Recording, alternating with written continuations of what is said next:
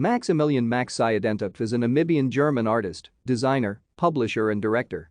He is known for having set up an installation titled Toto Forever in the Namib Desert, which consists of a ring of large white blocks atop, of which sit 6 speakers attached to a solar-powered MP3 player configured to continuously play the 1982 song Africa by the American band Toto. The exact location of the installation has not been disclosed.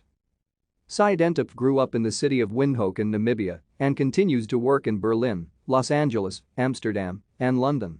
He is a former competitive swimmer. In June 2019, Siedentopf starred in the music video for Mine Right Now, a song by Norwegian singer Sigrid. This was due to Sigrid's flight being cancelled, the singer therefore being unable to appear in the video herself. Thank you for watching. Like and subscribe if you would like to view more of our videos. Have a nice day.